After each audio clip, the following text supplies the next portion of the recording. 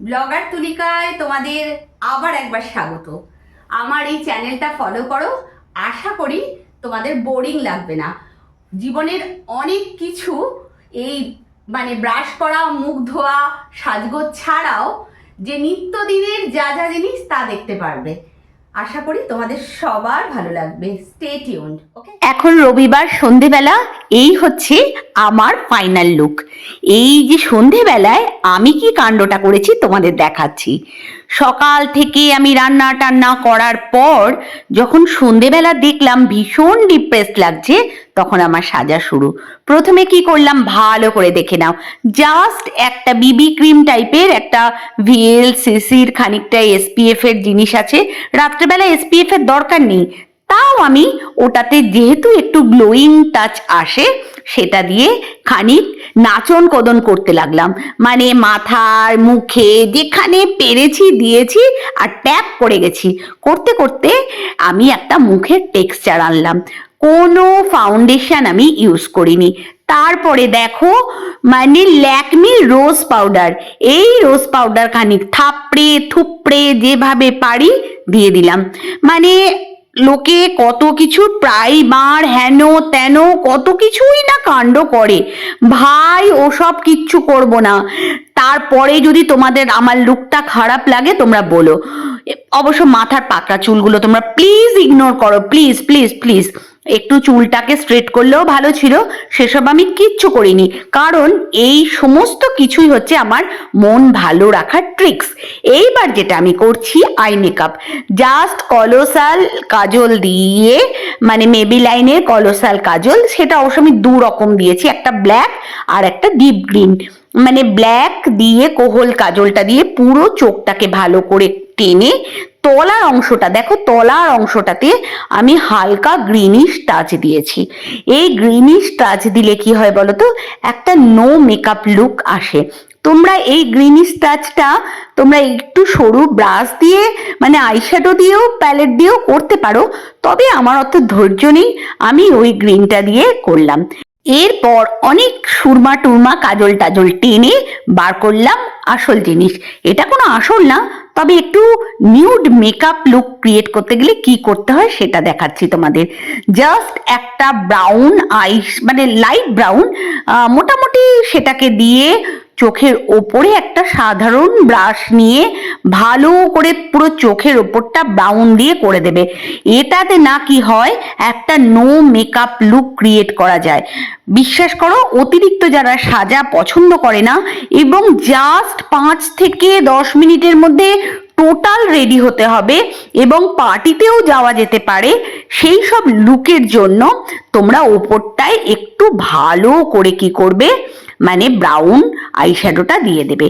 এরপরে কি করবে, একটুখানি মাঝখানে কোনো শিমার টাইপের, একটু গ্লসি, ওই ব্রাউনের শেডের চাইতে একটু কম শেড, সেটা জাস্ট আমাদের আইবলের ওপর দিকটায় একটু আঙুল দিয়ে চেপে ধরবে।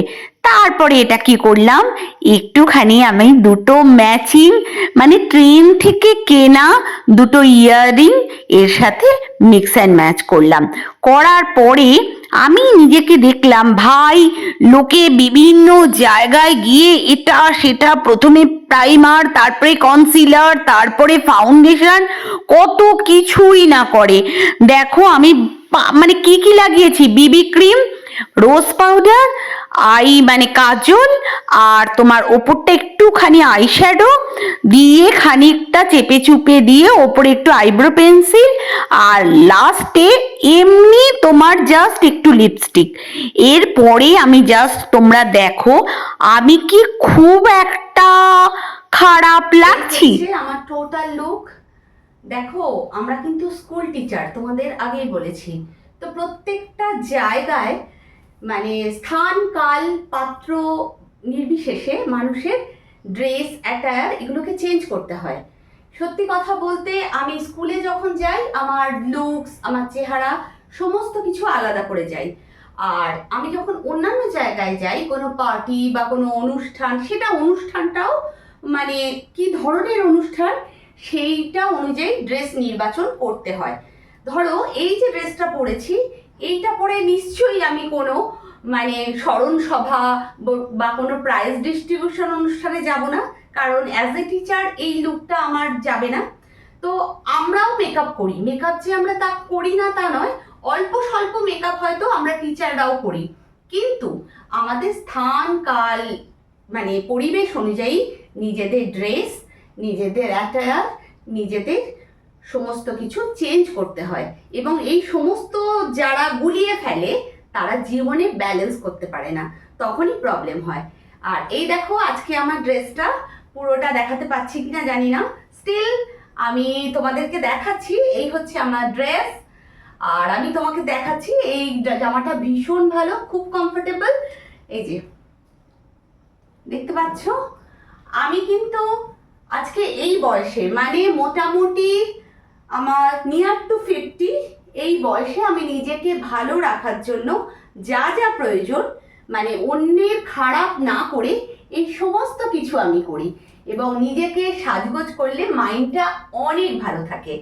এবং তার সাথে সাথে আজকে সানডে ছিল, সকালবেলা আমি অনেক অনেক রান্না করেছি, যে রান্নার ভিডিওগুলো তোমরা দেখে নিয়েছো আগেই বা দেখছো আমার এই ব্লগে দেখতে পাও। আর এখন বিকাল হয়েছে, আমি কিন্তু একটু সেজেগুজে রেডি হয়ে গেলাম যে তোমাদের সাথে কিছু কথা বলবো। যে লোকে না কোন জায়গায় কি ধরনের ড্রেস পরতে হবে সেটাই গড়বড় করে ফেলে, মানে ইকুয়াল করে ফেলে সমস্ত জায়গাগুলো, মানে জোর জবরদস্তি নিজেকে এমনভাবে রিপ্রেজেন্ট করে যাতে সবার সেন্টার অফ অ্যাট্রাকশন হয়ে যায়।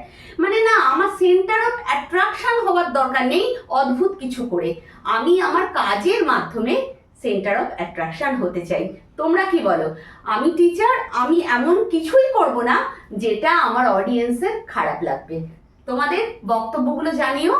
আর আজকের মতো এখানেই আমার সমস্ত কিছু সাজগোজ শেষ করলাম। তোমরা সবাই ভালো থাকো। আর ব্লগার তুলিকা তোমাদের অনেক অনেক স্বাগত।